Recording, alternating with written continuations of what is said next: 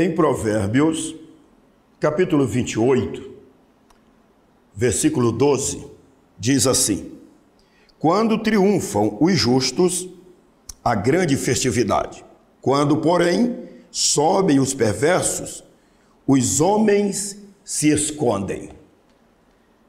Os evangélicos em nosso país, hoje, com seus membros e congregados, somam alguns milhões, distribuídos em todas as unidades da nossa federação, principalmente em seus maiores municípios. E a Igreja Evangélica Brasileira, ela está composta de forma bem diversificada, em níveis de instruções, em diferentes grupos étnicos, e isto se assemelha muito à história, à composição do nosso próprio país e também à realidade da mensagem central do Evangelho, que diz a toda criatura. Nós somos milhões neste nosso país.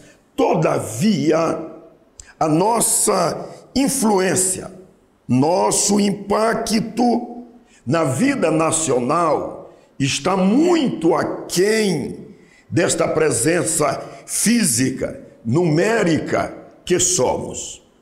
Por que a nossa influência, a nossa participação está tão aquém? Eu posso detectar pelo menos dois motivos. Uma grande maioria dos nossos irmãos encaram a questão política de maneira errada, de maneira ignorante.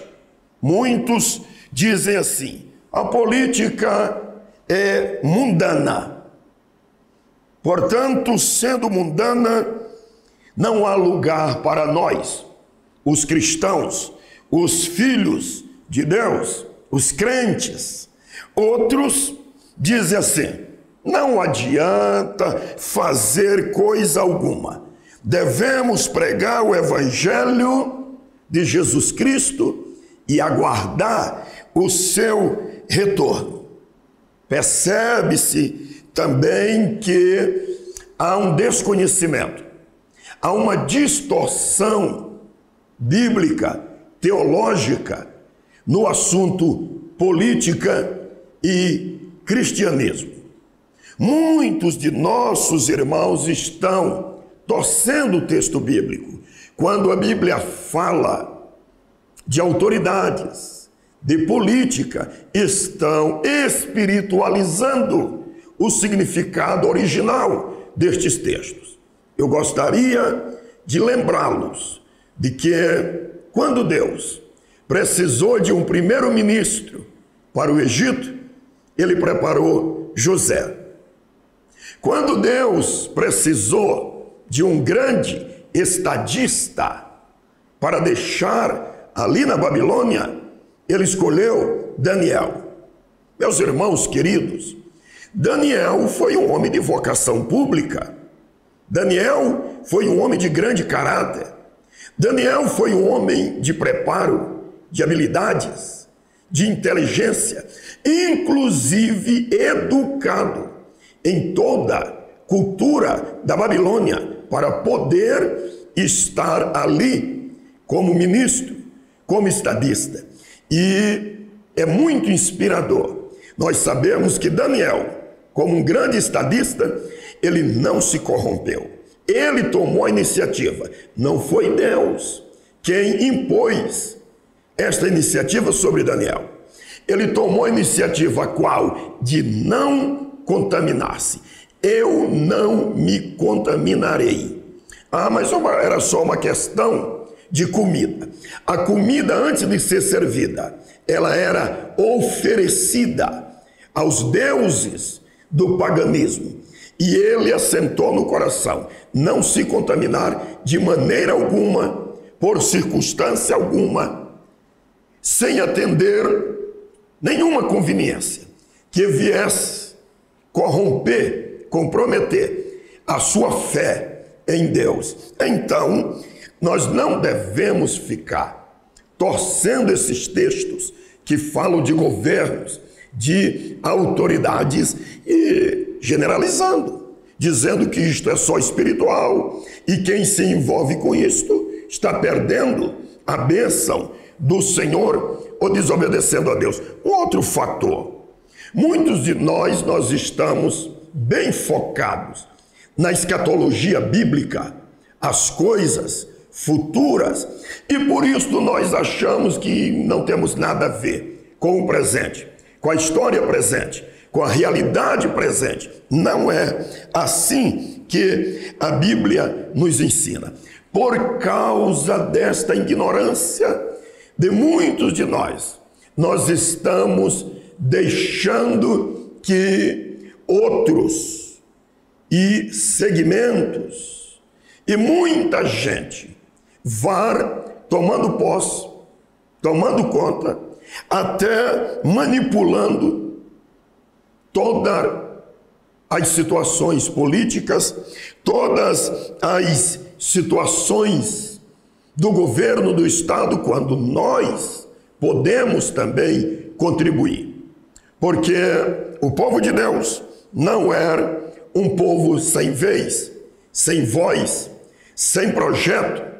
Eu, inclusive, incentivo nossos jovens, esta geração cristã, a tomar a atitude de Daniel.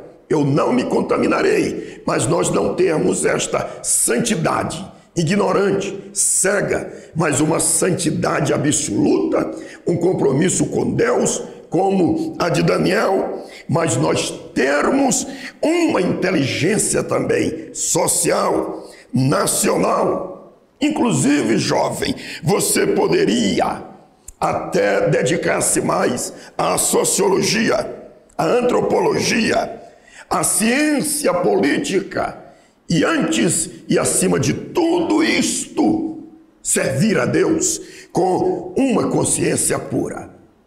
Irmão querido, todos nós sabemos que o homem, ele é um ser político. A política é inerente à nossa natureza. Nós não devemos viver, alimentar, defender uma politicagem, uma corrupção, mas a política é inerente a todo ser humano. Como sabeis, política significa originalmente o conhecimento, a participação, a defesa, a gestão dos negócios polis, ou seja, cidade, estado, no grego. Então, atentemos para isto. Todos nós, evangélicos, não evangélicos, nós devemos ser conscientizados. Nós devemos aceitar a conscientização, porque isto é uma necessidade e é um dever cristão. Nós devemos sim acompanhar, nós devemos participar dentro destes parâmetros das atividades políticas, das atividades públicas. Por isto, eu estou hoje lhe dirigindo esta palavra. Cuidado, vote com responsabilidade, vote com uma boa consciência. Não vote naqueles que são inimigos da família, inimigos do casamento. Por quê, pastor Gilmar? Porque a família, o casamento, é uma instituição divina. Vamos relembrar Gênesis capítulo 2, os versículos 22, 23, 24. E da costela que o Senhor Deus tomou do homem, formou uma mulher e trouxe-a a Adão. E disse Adão: esta é agora osso dos meus ossos e carne da minha carne. Esta será chamada varoa, porquanto do varão foi tomado. Portanto, deixará o varão o seu pai e a sua mãe, e apegar-se-á à sua mulher, e serão ambos uma carne.